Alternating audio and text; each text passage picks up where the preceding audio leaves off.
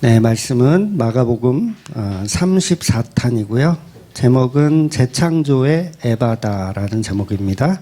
마가복음 7장 31절에서 37절까지 말씀 보도록 하겠습니다. 마가복음 7장 31절에서 37절까지 같이 읽을게요.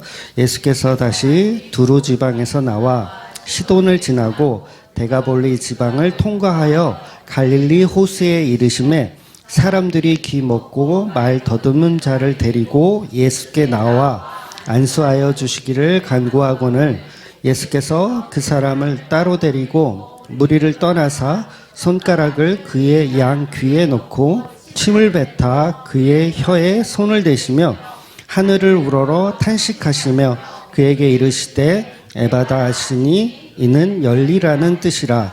그의 귀가 열리고 혀가 맺힌 것이 곧 풀려 말이 분명하여졌더라. 예수께서 그들에게 경고하사 아무에게도 이르지 말라 하시되 경고하실수록 그들이 더욱 널리 전파하니 심히 놀라 이르되 그가 모든 것을 잘하였도다.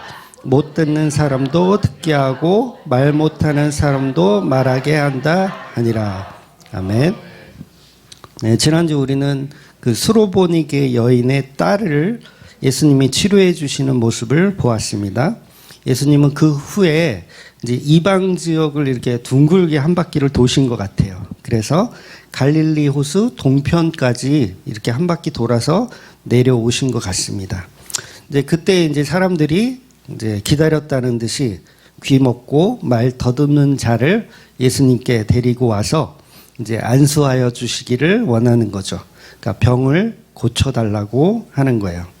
그래서 오늘 본문은 이제 청각 장애를 가진 그 사람을 치료해 주시는 내용으로 이제 에바다 많이 들어보셨죠? 에바다. 산부인과 이름 같지만 산부인과 이름이 아니라 에바다라고 하는 사건으로 잘 알려진 그런 말씀입니다. 그래서 이 에바다 사건의 이 사람의 이름을 알 수 없으니까 그냥 제가 에바다 형님이라고 그냥 이렇게 호칭을 할게요. 에바다 형님. 그래서 스로보니게 여인의 딸을 고쳐주실 때는 예수님이 직접 찾아가서 그 딸을 고쳐주신 게 아니죠.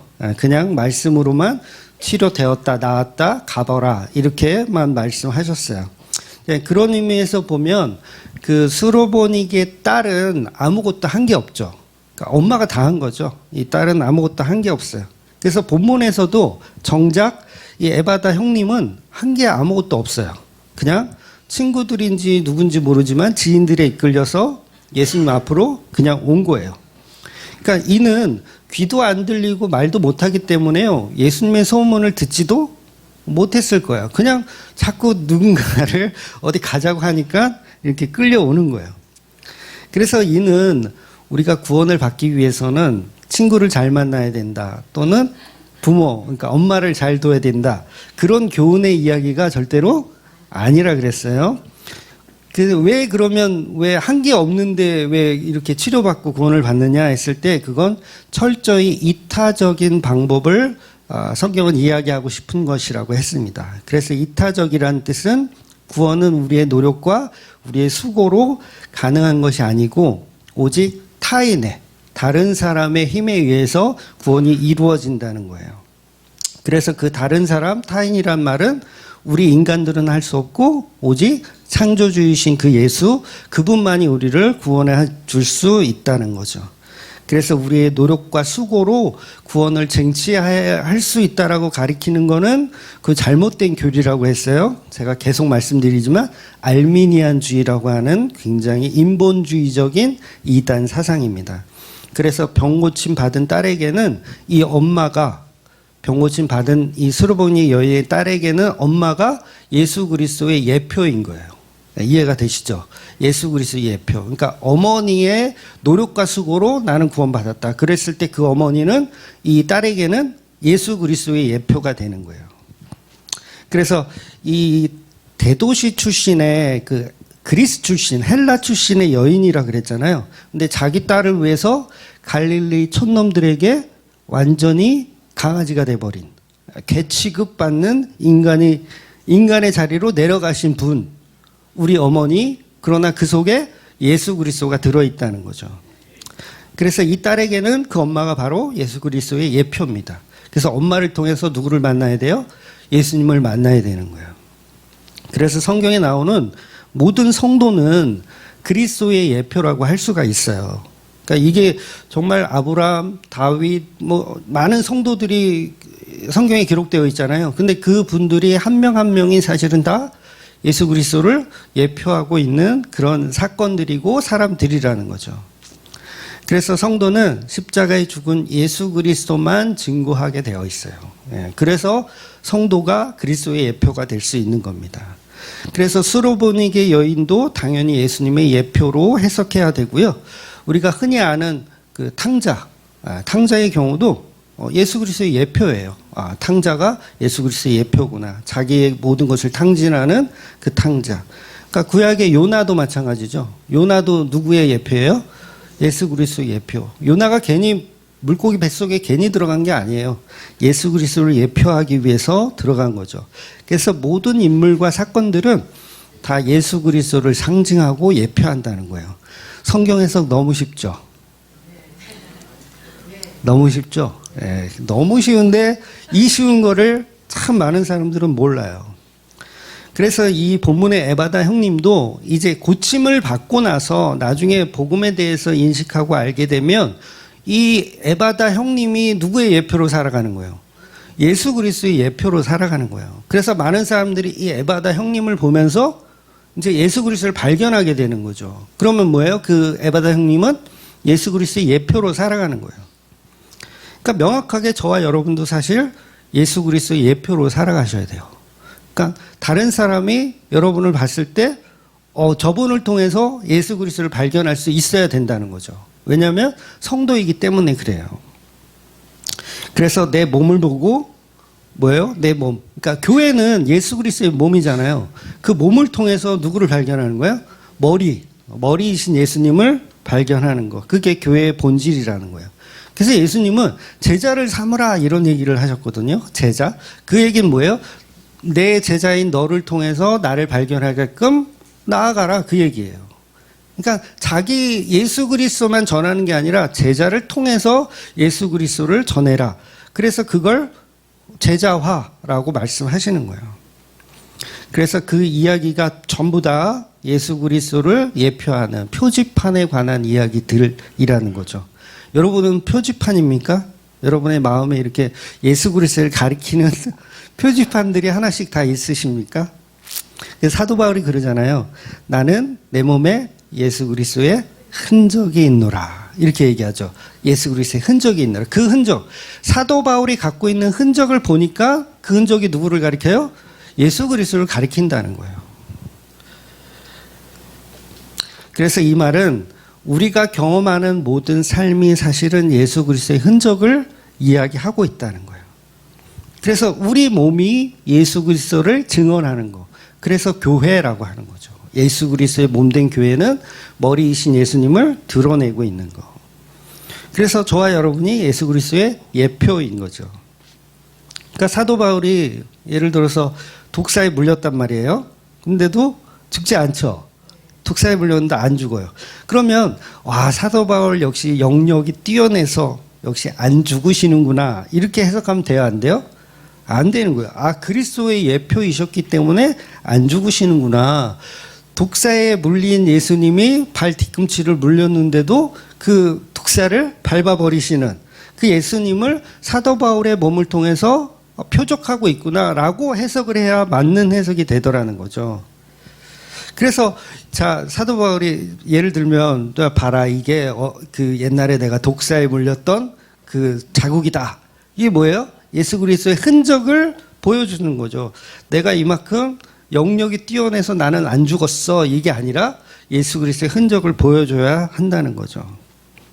그래서 이 에바다 형님도 나중에는 무엇을 증거해야 되겠어요? 내가 입술 열렸어요. 나 귀가 뻥 뚫렸어요. 이걸 자랑하고 다니는 게 아니라 예수 그리스도의 흔적이다 이건. 내가 귀가 안 들렸었는데 뚫렸다. 말을 할 줄 몰랐는데 말이 열렸다. 근데 이거를 병 고침에 대한 자랑이 아니라 예수 그리스도의 흔적으로 복음을 전해야 된다는 거죠. 그게 예표된 성도들의 모습이라는 겁니다. 그러니까 여러분에게도요, 분명히 흔적들이 있으실 거예요. 사람마다 그 흔적이 좀 크신 분이 있고 좀 작으신 분이 있고 어떤 분은 굉장히 충격적인 분들도 있을 거예요. 그런데 그런 모든 것들이 다 예수 그리스도를 드러내기 위한 흔적이라는 거예요. 그래서 몸된 교회예요. 그래서 예수 그리스도의 몸이에요. 몸들의 흔적. 누구를 알리기 위해서? 머리이신 예수 그리스도를 알리기 위해서. 그래서 저와 여러분이 예수 그리스도의 몸된 교회라면 예수님을 증거하는 도구와 예수님의 몸으로서의 쓰임받는 도구로 살아가는 것이 당연한 이치라는 거예요. 그래서 우리는 우리 마음대로 살고 싶잖아요. 근데 머리이신 예수님이 우리 몸에 붙어 있기 때문에 우리가 마음대로 살아가고 싶어도 살아갈 수가 없어. 그러니까 뜨거운 물에 손을 머리이신 예수님이 넣고 싶으면 이 손은 들어가야 돼, 거기. 나는 싫어. 나는 이 때 불리는 거 싫어. 그래도 머리이신 예수님이 집어넣으라고 하면 들어갈 수밖에 없는 거죠. 그래서 이 스로보닉의 이 딸, 이 엄마를 통해서 예수 그리스도라는 본질을 보는 게 중요하지 병고침 받은 거는 둘째 문제라는 거예요. 그러니까 에바다 형님도 똑같습니다. 복음을 증거하는 자가 되는 것이 중요한 것이지 병고침 받은 것이 중요한 것이 아니라는 거예요. 그러니까 우리가 성경을 볼 때 스로보닉의 여인의 믿음이 훌륭하구나 이렇게 봐도 안 되고요. 에바다 형님이 순종을 참 잘하셨네 라고 해석해도 안 되는 거예요. 막 더럽게 침을 바르는데 잘 참으셨네 이렇게 해석하면 안 된다는 거예요. 그러니까 오직 스로보닉의 여인을 통해서 에바다 형님을 통해서 예수님이 증거되고 교회를 통해서 성도를 통해서 예수님을 봐야 성경을 제대로 보는 겁니다. 그런데 교회들은 아직도 스로보닉의 여인을 칭찬하기 바쁘고요. 에바다 형님을 칭찬하기 바빠요. 그러니까 복음의 개념이 많이 잘못되어 있는 거죠. 그래서 모든 성도는 다 예수님의 예표이기 때문에 성경에 나오는 모든 인물들을 예수님을 발견하는 도구로 사용되어져야 한다는 거예요. 그래서 복음은 반드시 교회를 통해서 나갑니다. 교회를 통해서 나가요. 그러니까 계시의 말씀이 이미 완성이 됐잖아요. 완성이 되었기 때문에 성경을 하나님의 말씀으로 믿는 그 교회들, 그 모임을 통해서 성령의 은혜가 나가는 거예요. 그런데 교회가 아닌 다른 곳에서 자기가 계시를 받기 위해서 막 산에 올라가서 막 기도하다가 뭔가 계시가 뚝 떨어져요. 그건 예수를 믿는 게 아니라 100% 사이비가 되는 거예요. 그러니까 교회를 다니지 않고 내가 혼자 기도하고 성령 받겠다는 것은 굉장히 야무진 생각이죠. 절대로 예수님을 보려면 예수님의 몸된 교회를 통해서 예수님의 계시된 말씀 성경 66권을 통해서 성령이 임하는 것이지 어디 가서 막 신내림 받아가지고 이렇게 임하는 건 거의 다가 아니라 100% 사기라는 거예요. 그러니까 복음은 산에 들어가서 혼자 돌을 닦는다고 되지 않습니다. 하늘에서 떨어지지 않아요. 반드시 예수님은 제자라는 시스템을 만들어 놓았기 때문에 그 제자는 곧 교회를 상징하는 거예요. 그래서 교회 안에서 복음이 선포되고 그 사도들이 모인 곳, 그것이 이제 교회죠. 그래서 지금은 사도가 없잖아요. 지금 사도가 없으니까 말씀 66권을 가지고 같이 이렇게 이야기하는 그 무리들이 바로 교회입니다. 그래서 성경 66권은 전부 누구를 가리키냐면 예수 그리스도를 가리키는 거예요. 그러니까 성경 가지고 예수 그리스도를 가르치지 않는 곳은 그건 교회가 아니죠.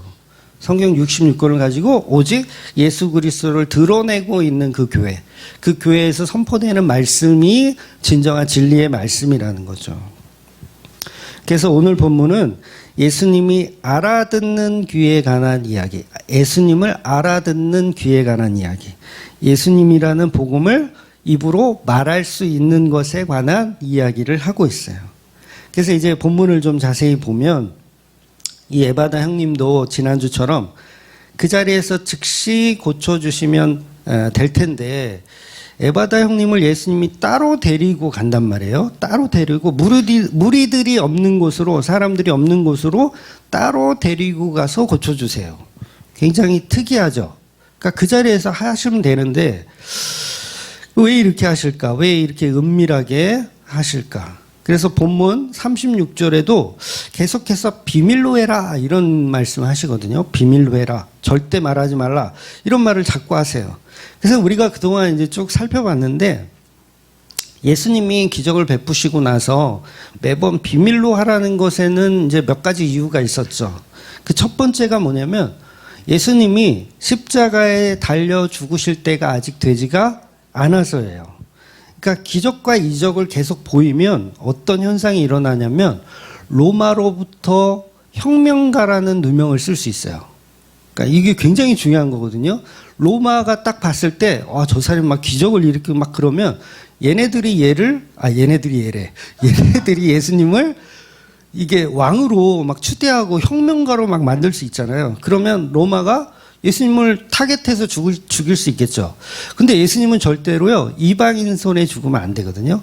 누구 손에 죽어야 되냐면 유대인 손에 죽어야 돼요. 그러니까 이게 구약에서 나온 모든 언약의 내용들이 그 이스라엘 백성이 예수님을 때려 죽여야 되거든요. 근데 이방인에게 죽어버리면 요거는 이제 복음의 그 어떤 완성이 이게 되질 않아요. 그래서 예수님은 어떻게 쓰든지 유대인 손에 죽기 위해서 아직은 내가 십자가의 때가 아니다. 그러니 말하지 마라. 이렇게 계속 얘기하는 거예요. 그러니까 유대인 손에 죽으면, 이방인들, 로마인들의 손에 죽으면 마치 이런 거예요. 쥐를 잡으려고 뭐라는 거야, 또.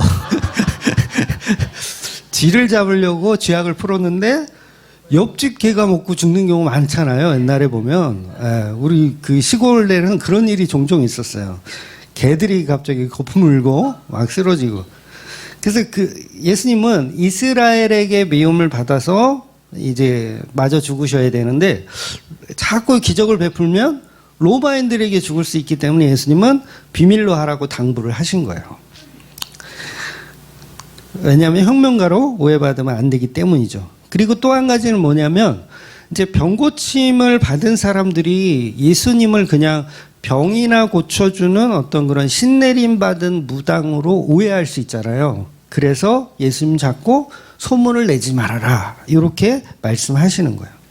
그러니까 예수님이 정작 보여주고 싶은 것은 요나의 표적이거든요. 요나의 표적. 그러니까 기적과 이적을 보여주시는 건 요나의 표적을 보여주시기 위한 거예요. 그런데 사람들은 그냥 신유 은사를 할 수 있는 그런 어떤 무당적인 그런 은사가 있는 예수로 자꾸 보려고 하니까 비밀로 하라, 소문내지 마라 이렇게 얘기를 하셨던 겁니다.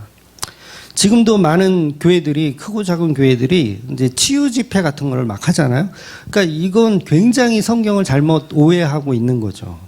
분명히 예수님은 악한 세대가 그런 치유 은사 같은 걸 한다고 말씀하셨거든요. 악한 세대가 이런 기적과 같은 표적을 바라나 예수님은 그런 게 아니라 요나의 표적만을 원한다라고 말씀하셨어요. 근데 한국 교회는 아직도 막 신유 집회, 치유 집회 이런 걸 한단 말이에요. 그러니까 성경을 몰라도 너무 모르는 거죠. 그러니까 그런 자들한테 뭐예요? 소문내지 마라 이렇게 하고 다니는 거예요. 그러니까 세상 사람들은 눈은 있지만 보지 못하고 귀는 있지만 듣지 못하는 거예요. 입이 있지만 말하지 못하는 존재들. 그런 존재들에게는 뭐예요? 자꾸 비밀로 하시는 거예요. 그래서 이 복음의 좋은 소식이라는 것은 이제 두 가지 의미가 있거든요. 복음의 좋은 소식은 죄에 대하여 의에 대하여잖아요. 이게 굉장히 중요한 말씀이라서 제가 계속 반복하거든요. 근데 복음은 죄에 대하여라 하면 복음은 너와 내가 죄로 죽었다예요.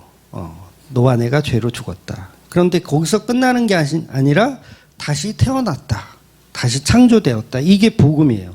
그러니까 죄로 죽었다가 속죄받고 다시 살아났다. 쉽게 말해서 복음을 한 단어로 정리하면 이제 재창조라고 할 수 있죠. 재창조. 그래서 죽었다가 다시 만드는 창조. 그래서 구약의 할례가 재창조를 의미하고 오늘날 교회에서 이제 세례하죠. 세례. 장로교회는 세례를 하고 침례교회는 이제 물에다가 완전 집어넣는 침례를 하죠. 그러니까 재창조의 의미를 다 설명하는 거예요. 물에 빠져서 죽었다, 그러나 다시 살아났다. 이게 복음이라는 거죠. 그러니까 오늘 본문도 보면 이 창조적인 내러티브가 그대로 들어있는 말씀이에요. 그러니까 무슨 말이냐면 지금 이제 예수님이 듣지 못하고 말하지 못하는 이 병자를 데리고 아무도 없는 곳을 데려가셨어요. 그리고 손가락으로 그의 양 귀에 넣고 이제 침을 뱉고 그의 혀에 이제 손을 대고 하늘을 우러러 탄식하시며 무엇인가를 외쳐요. 그 무엇인가 외치며 봤더니 에바다라고 외치시는 거예요. 그러니까 에바다는 요거 모르시는 분들이 있더라고요. 에바다 무슨 뜻인지. 예, 성경이 해석해놨죠. 아람어예요. 열려라 라는 뜻이에요. 열려라. 그랬더니 귀가 열리고 혀에 맺힌 것이 이제 풀리죠. 저도 이 혀에 맺힌 게 좀 풀려야 되는데 이 발음.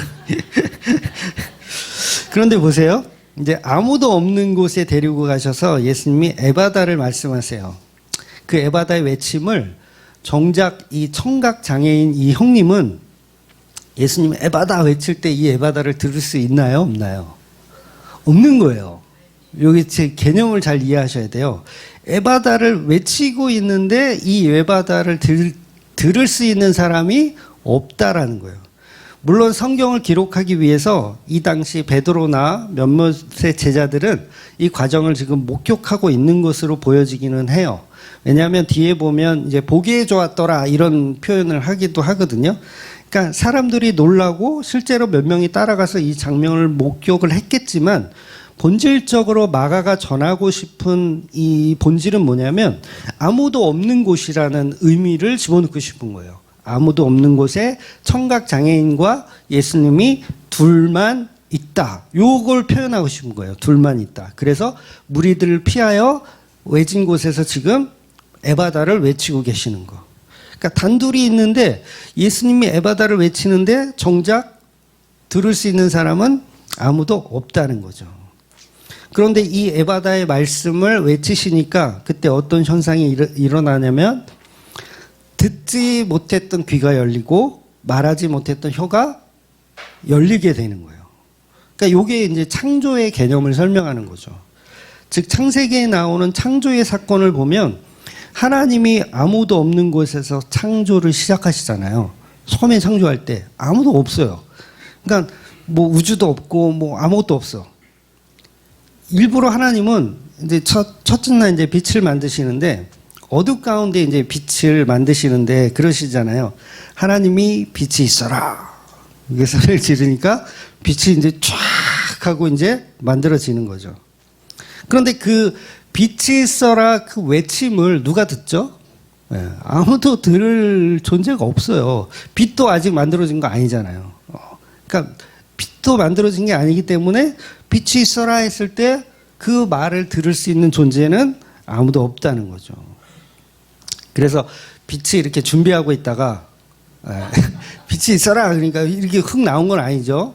물론 이게 조직신학에서는 빛을 예수님으로 상징하기 때문에 이 빛은 창조된 게 아니라 나왔다 이렇게 표현을 하기도 해요. 이거는 상징적인 거고 실제로는 빛을 창조하신 분은 하나님이 맞죠. 하나님이 빛을 창조하시는데 빛이 있어라 했을 때는 없었던 존재. 그러나 창조를 선포하시고 나니까 빛이 생겨나는 존재라는 거죠.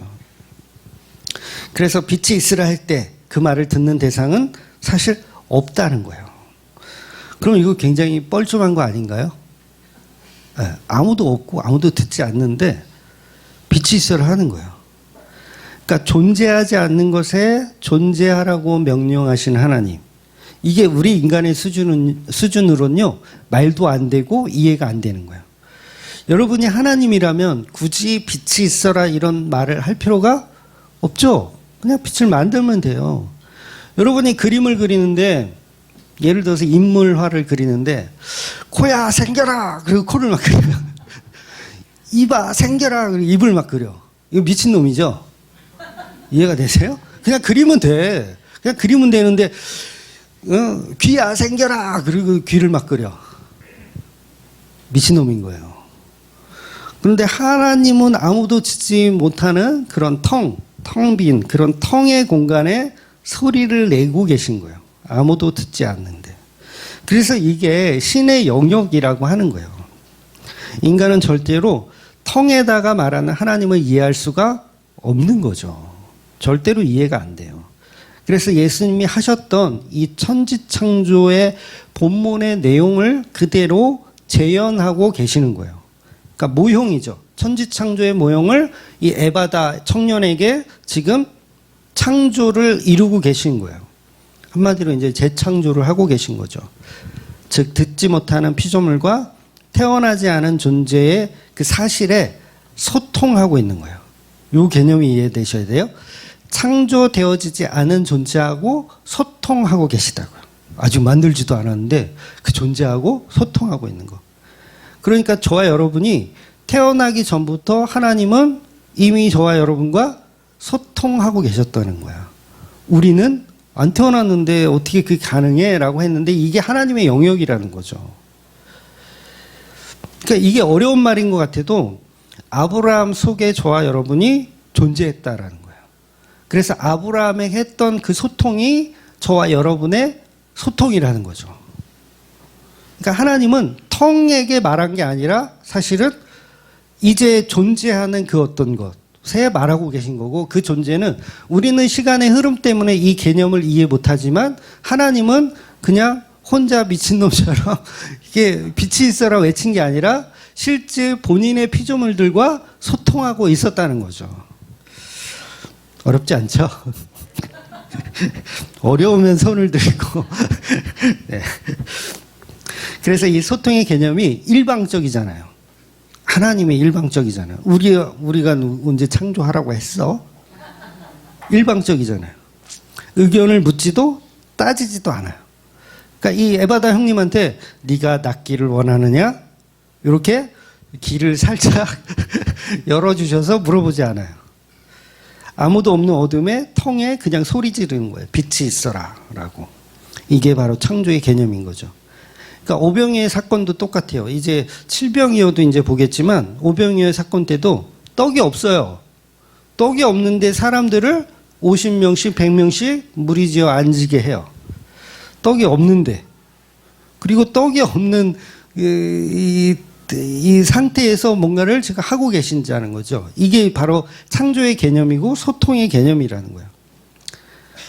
그래서 사실은 저와 여러분은 없음의 개념에서 소통하는 거예요. 없음의 개념에서부터 이미 소통하고 있는 거. 그래서 그 없음에서 말씀으로 만들어진 게 저와 여러분이라는 거죠. 그래서 없음의 자리에 빛이 있어라 하는 말을 들을 수 없고 우리는 그 말을 들을 수 없어요. 에바다의 외침을 우리는 귀가 먹었기 때문에 들을 수가 없죠. 그런데 그 자리에서 창조를 하고 계시다는 거예요. 하나님이 빛이 있으라 하시는데 그 말을 들을 귀가 없어요. 예수님이 에바다 외치는데 그 말을 들을 귀가 없죠. 바로 그 상태가 창조 전의 상태이고 죽음의 상태요, 지옥의 상태라는 거예요. 우리가 듣지 못하는 상태. 그러니까 성도에게는 예수님의 음성을 듣지 못하는 상태가 사실은 지옥의 상태를 살고 있는 거예요.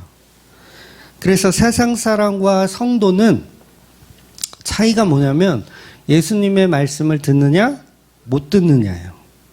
그러니까 이거를 조현병 환자들처럼 어떤 환상이나 환청으로 들으라는 얘기가 아니라 예수님의 음성, 성경이 말씀하고 있는 그 예수님의 말씀을 복음으로 이해하고 있는가 아니면 전혀 들리지 않는가. 이게 성도와 세상 사람들의 차이라는 거죠.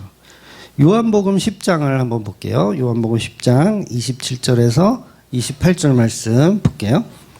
내 양은 내 음성을 들으며 나는 그들을 알며 그들은 나를 따르리니라. 영원히 멸망하지 아니할 것이요 또 그들을 내 손에서 빼앗을 자가 없느니라. 아멘. 그러니까 성도는 예수님의 음성을 듣고 영생을 받는 거예요. 성도는 예수님의 손에서 빼앗을 자가 없는 존재가 되는 거죠. 그래서 에바다 열려라는 그 복음의 문제가 해결된 사람은 그동안 못 듣고 그동안 말을 못 했는데 예수님이 에바다 하시면 그때부터 예수님의 음성을 듣게 되는 거예요. 그러니까 이 에바다 청년이 귀가 열린 건요, 예수님의 음성을 들으라고 열어주신 거예요. 그러니까 단순히 병 고침에서 끝나시면 안 돼요. 열어주신 이유가 예수님의 음성을 들어라.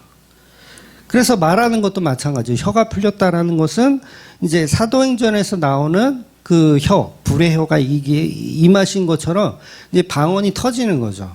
말할 수 있는, 복음을 말할 수 있는 상태로 만들어 주시는 거. 그래서 저와 여러분이 재창조되었다는 건 복음을 듣고 복음을 말할 수 있는 존재가 되었다는 거예요. 근데 그거는 우리가 할 수 있는 영역이 아니라 우리는 없음에서부터 출발해서 오직 예수께서 우리를 재창조해 주실 때 비로소 복음이 들리고 복음을 말할 수 있는 존재가 된다는 거죠. 그래서 예수님은 왜 그럼 귀를 열어주시고 왜 입술을 열어주셨냐 했을 때 소통하고 싶으신 거예요. 소통.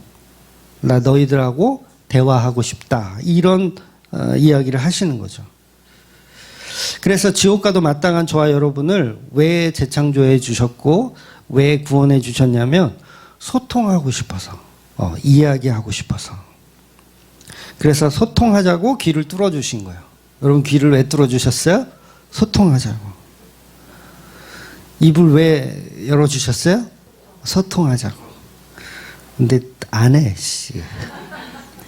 더럽게 안 해, 씨.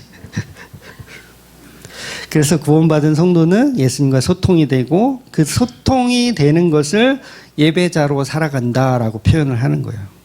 그래서 예수님은 지금 우리 교회에서도 이 예배를 통해서 소통하고 싶으신 거예요. 너 내가 귀 열어줬잖아. 내가 입술 열어줬잖아. 나하고 소통하자. 그래서 어떤 목사들이, 수많은 목사들이 있지만 교회에서 정치 이야기, 철학 이야기, 인문학 이야기, 복 받는 법, 부자 되는 법, 만사 형통하는 법, 이걸 교회에서 막 이야기하면 그 소통이 안 되는 거죠. 예수님하고 소통이 안 되는 거예요. 귀는 열어놨더니 딴짓을 하는 거랑 마찬가지죠. 근데 그건 사실 귀를 열어준 것도 아니에요. 아직도 못 듣고 말하지 못하는 상태인 거예요. 그럼 그 상태면 이제 상을 엎어버려야죠. 그건 교회가 아니니까.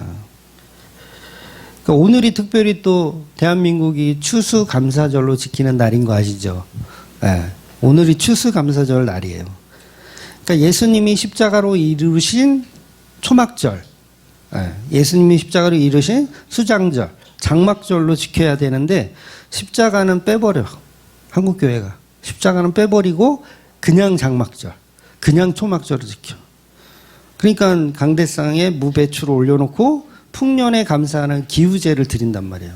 뭘 뺐어요? 십자가를 빼버렸어. 그러니까 소통이 돼야 안 돼요. 소통이 전혀 안 되는 거예요. 하나님의 장막을 모독하고 있는 거죠. 그런데 구원과 재창조는 소통입니다. 그러니까 부부가 소통이 중요하잖아요. 소통. 그래서 본문에서 예수님은 얼마든지 말씀으로만 명령해도 되는데 에바다 형님을 손으로 다 고쳐주시는 거예요. 만져. 굳이 손가락에 그걸 손을 넣고 침을 바르고 왜 이렇게 하세요? 소통하고 싶은 걸 만지시고. 이게 좀 비유가 그렇지만 부부가 몸을 섞고 좀 웃어줘 이럴 때 민망하니까 부부가 몸을 섞고. 이게 뭐야? 소통하고 싶은 거예요. 그래서 토기장의 비유 보면 내가 지금 피조물을 만들고 있다 이런 표현을 하는 거잖아요. 토기장이가 뭔가를 빚고 있다. 손으로 만지고 있는 거예요. 그러니까 창세기에서도 흙으로 아담을 만들었다는 건 무슨 의미가 있어요? 하나님이 손으로 아담을 만지고 계시다. 이 얘기잖아요. 만지고 계시다. 그리고 하와를 아담의 갈비뼈로 왜 굳이 갈비뼈로 만들어요? 그 갈비뼈 역시 하나님이 만지고 있다. 그런 뜻이에요. 그래서 물고기나 새는 그냥 말씀으로도 창조하시잖아요. 그래서 인간은 특별히 흙을 가지고 이렇게 빚어서 만드신다는 거예요. 근데 그게 또 끝이 아니죠. 동물과 다르게 우리 인간에게는 하나님께서 또 숨을 불어 넣어 주시잖아요. 그러니까 본문에 보면 탄식하시고라는 표현이 있어요. 탄식하시며. 이게 무슨 뜻입니까? 숨을 불어넣으시는 거죠. 예수님이 기도하고 계시다라는 의미로 해석해도 돼요. 그러니까 숨을 불어넣어 주시는 거. 그래서 창세기에서 우리가 봤지만 뭐 원어로 이제 제가 설명도 드렸었는데, 그러니까 하인 네샤마를 하셨더니 하인 네페시가 되었더라. 그러니까 생령이 되었더라. 개역개정 그렇게 되어 있죠. 생령이 되었더라. 그 얘기는 생명이 되었더라. 이런 표현이거든요. 생명이 되었더라. 그런데 창세기에서는 이제 하나님의 영을 이제 르하으라고 이제 표현을 하잖아요. 르하으. 성령이에요. 성령을 표현하는데, 이제 인간이 이제 창조되고 빚어졌는데 하나님의 르하으가 우리와 함께 연합하여 있으면 그걸 성령 받은 상태라고 하는 거예요. 근데 창세기 때는 하나님이 아담과 함께 계셨죠. 아담과 동행했어요. 그러니까 사람처럼 동행했어요. 이거를 저는 이제 선제설이라고 보거든요. 예수님의 선제설. 그래서 창세기 아담과 함께 계셨던 분은 아담과 같은 몸을 가진 예수 그리스도로 보는 거예요. 그래서 함께 지냈어요. 근데 예수님이 자리를 비우셨죠. 그러니까 이 개념을 이해하셔야 돼요. 그랬더니 하와가 어떻게 돼요? 바로 선악과를 따먹는 거죠. 그러니까 르하으라고 하는 그 하나님과 예수님과 연합하여 있으면 죄를 지을지 않을 텐데, 이 하와가 하나님을 떠나서, 르하를 떠나서 누구와 연합한 거예요? 마귀의 생각과 연합을 한 거예요. 그래서 하나님이 결국은 자리를 비운 사이, 그러니까 하나님은 무소부재하신 분이니까 어떻게 자리를 비우냐 또 이렇게 따지지 마시고 무슨 얘기인지 개념을 이해하셔야 돼요. 그래서 우리 인간은 하나님의 영이 떠나면 분명히 죄를 짓고 타락할 수밖에 없는 존재. 그래서 각본상 하와는 르하가 없는 상태에서는 죄를 범할 수밖에 없다라는 거죠. 쉽게 말해서 성령 하나님이 우리 생명 가운데 연합하여서 내주하여 주시지 않으면, 하나님과 하나 되고 소통될 수가 없다면 하와는 결국 뱀에게 속아서 이제 그 마음을 뱀에게 내어줄 수밖에 없다라는 거죠. 그런데 성령 하나님이 임하시면 하나님의 음성을 듣고 하나님의 생각을 내 생각과 동일하게 맞추는 거예요.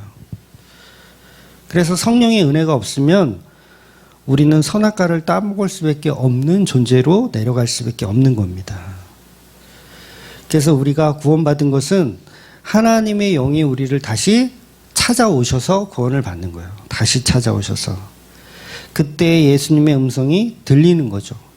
그동안 안 들렸는데 뱀의 마음을 우리가 받아들여서 예수님의 음성은 안 들리고 뱀의 음성만 들렸는데, 예수님이 강제로 찾아오셔서 성령을 부어주시니까 그때부터 예수님의 음성이 다시 들리기 시작하는 거. 그러니까 이게 귀 먹은 상태였었는데 그 귀가 열리는 거죠. 그래서 이 음성이 들린다는 것은 단순히 듣는 게 아니라 그 음성에 동의하는 거예요. 그 음성에 동의하는 거. 그러니까 잘했군 이렇게 동의하는 거. 그것을 성령 받은 상태라고 이야기하는 겁니다. 그래서 음성이 잘 들릴수록 성령이 충만하다라고 표현하는 거예요. 그래서 본문에서도 사람들이 이 광경을 보고 이제 이렇게 얘기하거든요. 잘했네, 잘했어. 이렇게 이제 칭찬을 하잖아요. 이 개념이 사실은 보시기에 좋았더라의 개념이에요. 그러니까 창세기에 나오는 보시기에 좋았더라. 이 개념이 이 증인된 사람들이 하고 있는 말인 거죠. 그래서 본문에서는 이 탄식하시고 르하를 부어주시니 이제 귀가 열리고 입술이 열리기 시작하는 거예요. 성령의 임재로 에바다가 이루어진 거죠. 그래서 이제는 그 외침으로 인해서, 에바다의 외침으로 인해서 청각장애를 가진 형님이 이제 듣고 말할 수 있게 되어진 거예요. 즉 하나님이 창세기에서 빛이 있으라 외쳤더니 그 외침을 이제 못 듣지만 이제 열리고 나서 들을 수 있는 존재가 된 거죠. 그래서 하나님이 창세기에서 이제 빛이 있으라 하셨을 때 사실은 누가 들어요? 성부, 성자, 성령 하나님이 사실 듣잖아요. 그래서 그거는 사실 뻘쭘한 거는 아니었죠. 우리가 계획하고 우리가 실천한다. 그런 메시지였던 거죠. 그래서 본문에서는 성령을 부어달라고 기도하시는 분은 오직 예수 그리스도라는 거죠. 그래서 그 예수님이 창조주이시라는 거예요. 그러니까 저와 여러분은 죄로 죽은 자들이기 때문에 듣지 못하고 말하지 못하는 존재인데 생명은 있지만 죽은 생명. 그러니까 네피시는 있는데 르아가 없는 상태. 생명은 있지만 죽은 상태. 그래서 반드시 예수님이 저와 여러분을 만져주시고 성령을 부어주셔야 이제 에바다 외치는 그 예수님을 볼 수 있고 들을 수 있고 이제 말할 수 있는 거죠. 그래서 우리가 예수님을 믿는다는 건 연합하는 거예요. 르아가 우리 안에 들어와서 우리의 네피시와 연합하는 거. 그래서 성도는 누구나 예수님의 영인 성령을 받은 자라서 듣는 귀가 생겼고 말할 수 있는 입이 생긴 거예요. 그래서 예수를 믿지 않는 사람들이 열심히 살아가면서 말을 하잖아요. 그리고 그러니까 예수를 믿지 않는 사람들도 열심히 말하고 살아가잖아요. 근데 그건 말하는 게 아니에요. 그러니까 성령의 은혜가 없이 그냥 말하는 사람들은요, 그건 말이 아니고 그냥 웅얼거리는 거예요. 웅얼. 못 알아듣는 말. 무슨 말인지 못 알아듣는 말. 그러니까 TV 보면, TV에서 뭐 기독교 방송이나 이런 거 보면 막 철학 박사, 신학 박사 이런 사람들이 나와서 막 강연을 하잖아요. 강연을 얼마나 잘하는지 몰라요. 근데 그 말들이 다 말이 아니라 그냥 웅얼 거리는 거예요. 그러니까 뭔 얘기인지 하나도 안 맞아요. 그런 얘기 하는 거예요. 근데 사람들은 거기에 열광하지만 성령의 은혜가 없으면 복음적인 논리가 하나도 안 맞는 거 아세요? 복음적인, 아무리 훌륭한 대형교회 목사님이 나와서 설교를 해도요, 복음적인 논리가 하나도 안 맞아요. 이걸 웅얼 거린다고 하는 거예요. 예를 들어서 어떤 목사님이 수백 명을 놓고 설교를 하는데, 제가 직접 들은 설교예요. 제목이 뭐냐면, 십자가는 덮어주는 것이에요. 제목이. 십자가는 덮어주는 것. 틀린 말 아니죠? 네, 틀린 말 아니에요. 그러니까 설교 내용을 들어보니 이런 내용이었어요. 여러분은 여러분 교회에서 서로 죄를 덮어주셔야 합니다. 네, 서로 죄를 덮어주셔야 합니다. 담임 목사인 저의 죄도 덮어주셔야 됩니다. 장로의 죄도 덮어주셔야 됩니다. 맞는 말이죠. 맞는 말이죠. 여기까지 죄를 덮어주는 거 맞는 말이지. 근데 문제가 뭐냐면 담임 목사가 알미니안 주의에 빠져서 설교하더라도 덮어주셔야 됩니다. 이단적인 교리를 가지고 설교하더라도 덮어주셔야 됩니다. 십자가는 이웃의 죄를 덮는 것입니다. 무조건 덮어줘야 합니다. 이렇게 설교하면 이게 논리가 맞아요? 안 맞죠? 이건 스님들한테는 가능해요. 스님들은 이런 논리가 맞거든요. 무조건 죄를, 그러니까 뭐 예수님도 뭐 7번씩 70번이라도 용서해라 막 이런 말씀이 있으니까 무조건 용서해. 살인범도 용서하고 모도 용서하고 다 용서해라. 스님들은 이렇게 할 수 있어요. 무조건 덮어주는 거 복음이라고 얘기할 수 있어요. 그러니까 이게 웅얼거리는 거예요. 논리가 맞지 않게.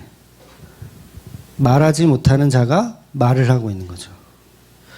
그런데 이런 대형교회 목사들이요, 훌륭한 목사라고 인정을 받고 있는 시대를 살고 있어요. 설교 잘하는 목사다.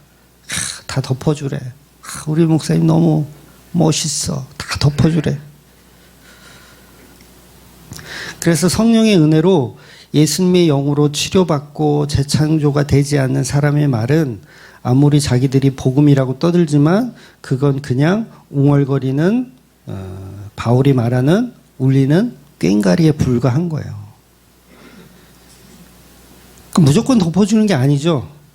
거기에는 반드시 죄를 드러내는 역할도 반드시 해야 돼요.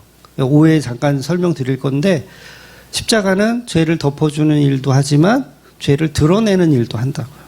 죄를 드러내는 일이 사실은 죄에 대하여, 그리고 죄를 덮어주는 건 의에 대하여. 이 두 가지가 같이 가야 돼요.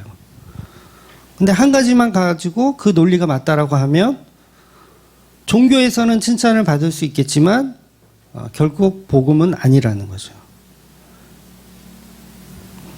그래서 성령의 은혜로 예수님의 영으로 치료받고 재창조가 되지 않은 사람의 말은 자기들이 복음이라고 하지만 그건 복음이 아니라는 거죠. 그래서 모세나 사도 바울도 보면 말주변이 능하지 않다라고 표현을 하기도 하거든요. 그런데 성령 받은 재창조된 존재가 하는 말은 그 말이 복음이라는 거예요. 그래서 본문에서 청각장애인의 귀와 입술을 치료해 주신다는 것은 재창조하시는 것이고, 이 재창조는 하나님께 기도할 수 있는 입이 열리고 하나님의 말씀을 들을 수 있는 귀가 열렸다라는 거예요. 그래서 그 열리고 귀가 열리고 말할 수 있는 사람들이 모여서 뭘 하는 거예요? 예수 그리스도를 나누는 거예요. 나누는 거, 서로 소통하며 나누는 거. 그래서 저와 여러분이 예수를 말하고 예수를 듣기 때문에 교회로 우리가 모이는 거잖아요. 다른 이유가 없어요. 그 예수를 말하고 예수를 듣기 위해서 모이는 거예요. 그래서 우리 교회에 나오시는 분들은 거의 제가 봤을 때는 귀는 뚫리셨어요. 귀는 어느 정도 뚫리셨어요. 분별을 하실 수 있더라고요. 저거는 복음 아니야? 이거는 복음이야? 이렇게 분별을 귀는 뚫려서 이게 돼요.